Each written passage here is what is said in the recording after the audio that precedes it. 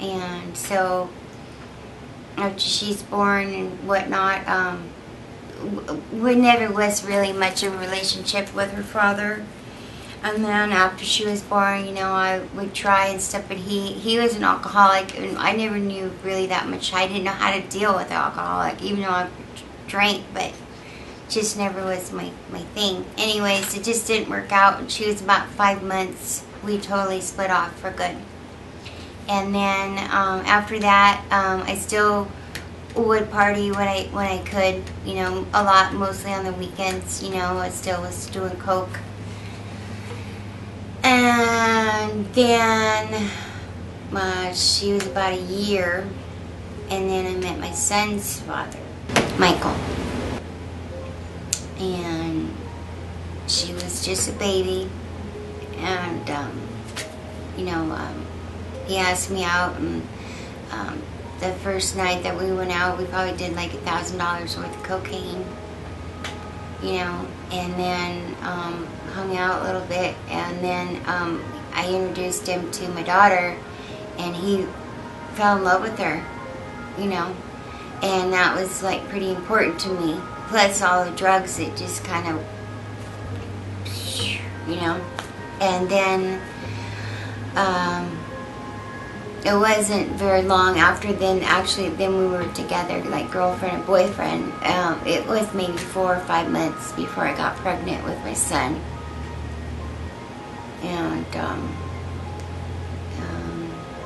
yeah, it was really hard for me to stop using after I found out I got pregnant. It was really hard, but I finally did. Pretty much my life really changed when I was with the kid's dad, you know. Things just weren't the same anymore. It was a whole different ball game, and everything really changed, you know.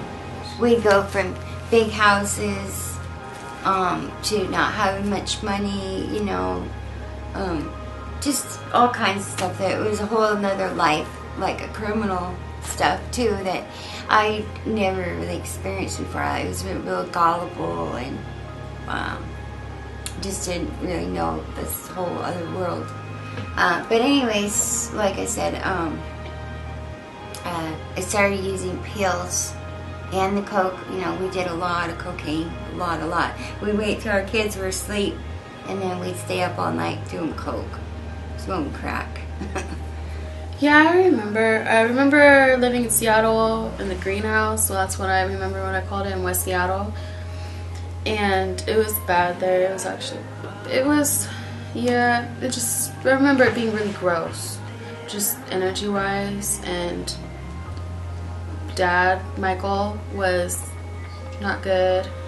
Mom was good, but she was mean to me when I was little, a little bit. She was, because, well, Zachary was, you know, the baby, my brother, and it was just a little different.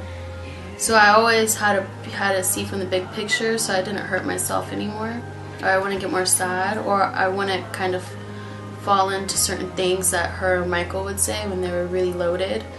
So I always kept myself really strong when I was there.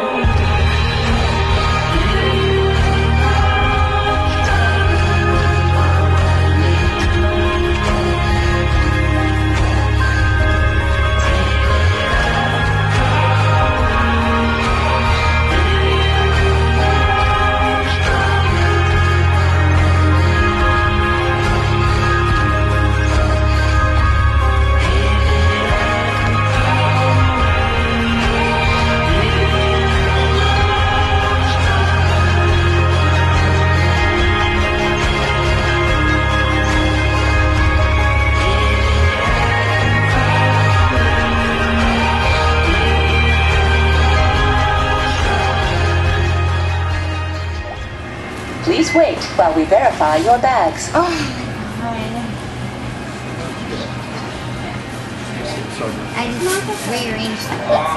You did? She knew all about that. And then let's see, I think I was 25. And it was a time, you know, me and him, I think, were separated at this time. and I was at my mom's house. I can't remember exactly how it went. Anyways, I was going to sign up for DOTSA, which is a place for them to pay for treatment for you. And I had signed up, and a week later, through, you know, one of my drug connections, set me up to go and so I could make some money. It was a setup where meet this guy at a bar and go to this place, hook him up with some dope kind of thing through a friend of a friend. I didn't know him or anything. Anyway, so I go to the bar and whatever, and he was really messed up. And I says, well, you know, I'll just drive. It's just right down the road because you seem really fucked up to me. And he's like, he didn't want to, but finally I said, well, I'm not taking you unless you let me drive. So I drove, and we go down to this place, and it didn't work out, didn't get the shit or whatever. And then we pull into a little convenience store to get some cigarettes or something. And then he says, well, just let me drive because it's not that far to get back. And I'm like, fine, whatever, no big deal. It's just a couple miles down the road where we were going. You know, but I didn't know at the time that he was a tweaker. There was only one bullet on my seat. And that he had been up for 3 days on a binge. I didn't know how fucked up he was. And anyway, so, you know, it was a lot of windy roads or whatnot. And instead of turning, he just kept going straight over like maybe a 20-foot embankment.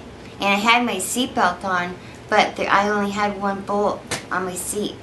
So when we went down, I hit my head, bam, and I snapped my neck. I fractured my neck, cut my head open, you know. And then that's, I'd say that significantly changed things for me. Things weren't really quite the same.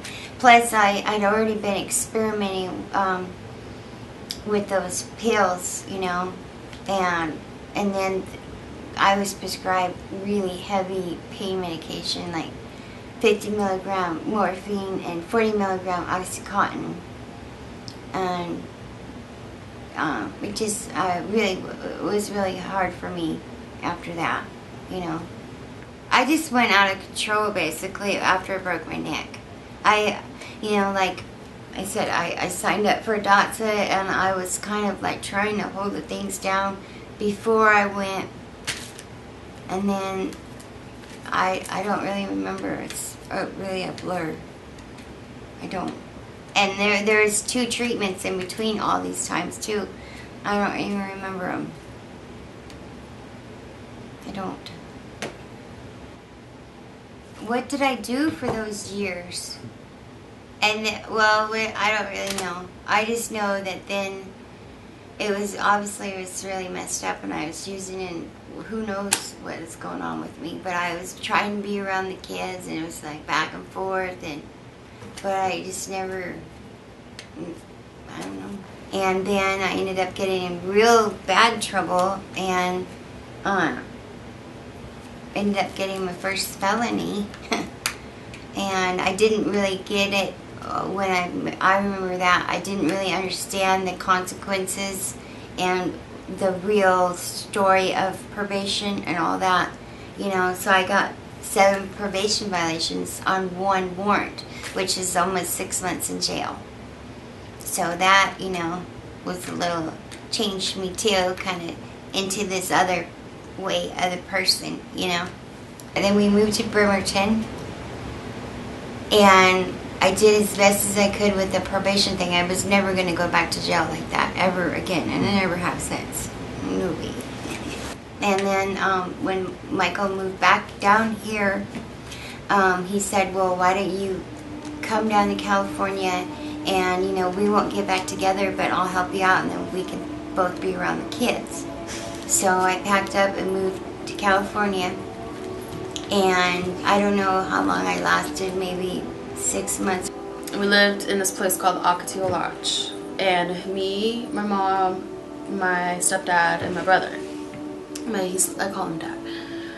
And my grandma and her ex-boyfriend lived in the same place. They just lived a few units away, and it was really bad there, because that was the point where they were separating, my mom and Michael, and there was a lot of drugs there. There was a lot of people in and out, but it wasn't just that. It was just getting really, really bad, and I remember when Michael left, and he really left. He left, and my mom was a complete wreck. The place was disgusting. It was pigsty. It's not the right word. It was filthy, and it was just a nasty little dope house, really. And my mom was a complete wreck, sobbing because Michael left. And well, they had a very strong love, weird one, but it was very strong. And I remember exactly. I was standing there, just standing, looking at my mom, like, how could he do this? You know, how could he leave her in this situation and in these emotions, you know?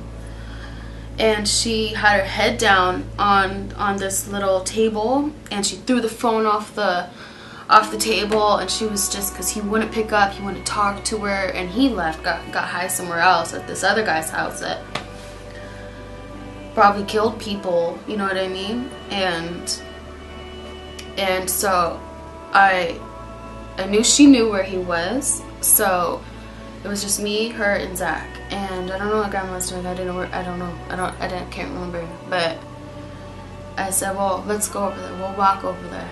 We'll walk over there and see if he's okay. I told her something to make her go. And so we went. I held my mom's hand on one, and in the middle, I was in the middle. I held my mom's hand, and then I held Zachary's hand. Zachary was like 5 or 6, and I told her, you can do this, you can do this, you can talk to him about whatever it was. And because she was just a complete wreck, and my brother didn't know. He was scared, and he was freaking out because my mom was freaking out, and all I wanted to do was maybe see if she could talk to Michael, so somehow if they just said something, that it would make it easier for Zachary to look at. It would make my mom feel better, and it would just make like this hurricane of just hurt that was just there. Like if anyone was next to us, you would have been able to feel it. It just hurt. My mom was in a lot of pain, and he didn't do anything. The guy said he's gonna call the cops, and I look in the doorway while she's talking to him, and you just see a table there, you know, the coffee table, and it's full of pills and bullshit, excuse my language. And I was so disappointed. And I grabbed my brother's hand, and I grabbed my mom's hand, and I said, okay, we'll try it. We'll go home, you know. One day,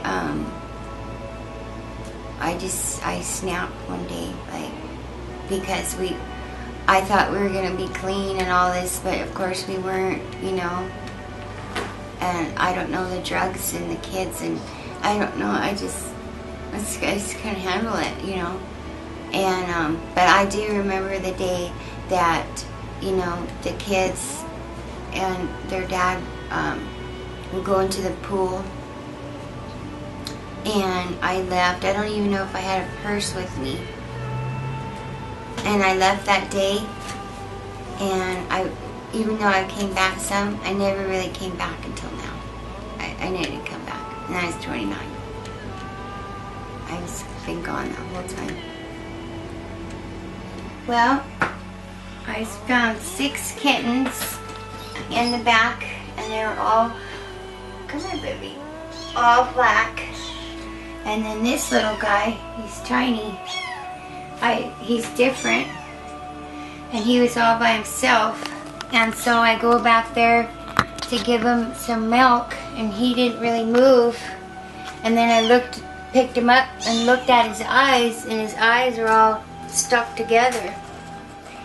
So I cleaned him up real good, and I put him in the cage and brought him in the house and been feeding him, because he was all by himself. His mom has been feeding him or cleaning him up. You gotta clean his eyes up or they stick together.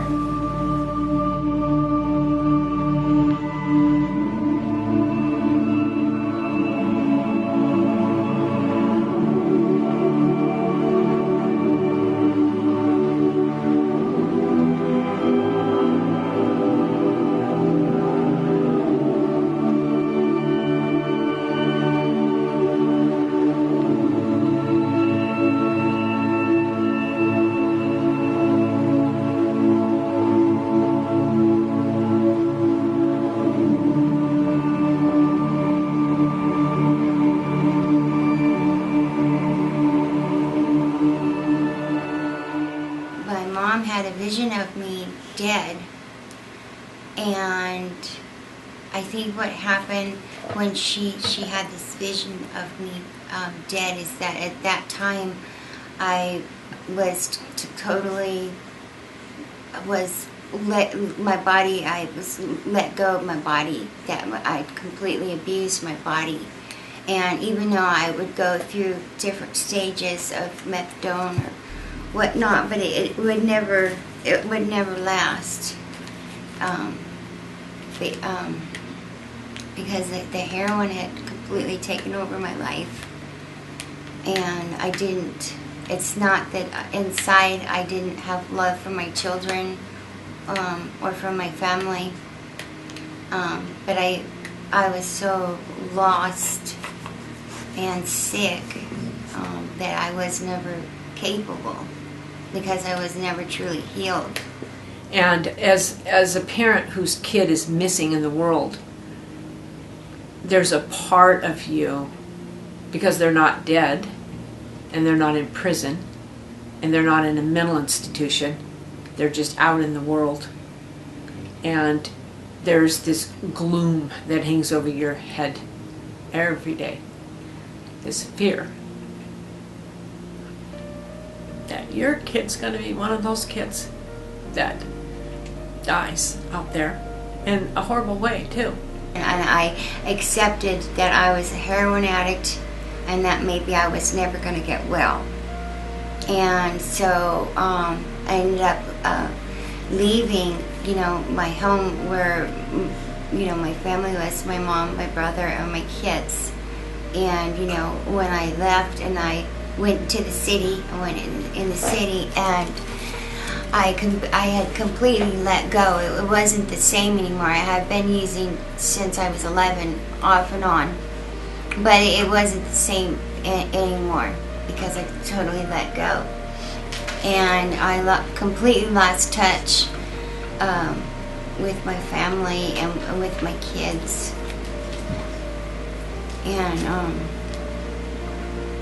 what happened is that I started getting sick. And started getting abscess. It's gonna be hard to talk about, I was all by myself, in the hospital, and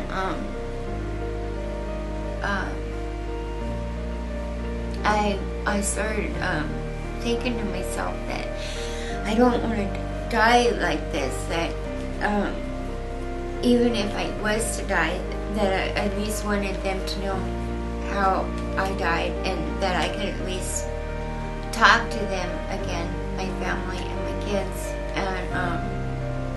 And so if something started changing, and it took a while for things to change, because I was so,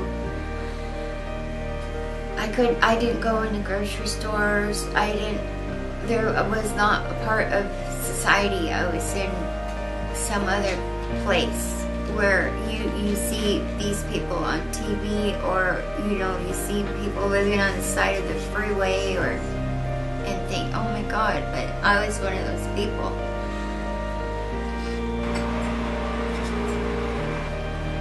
What was she doing?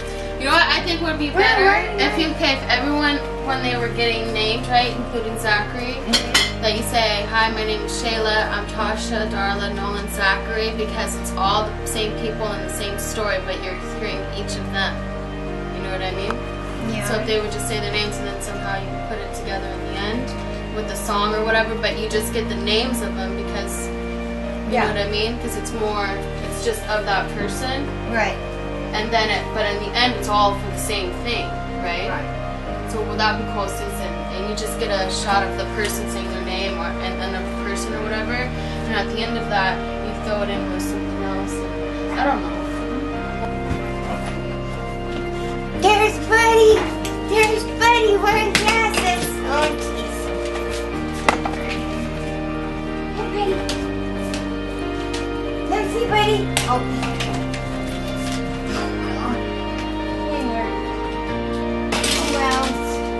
What was you doing? Good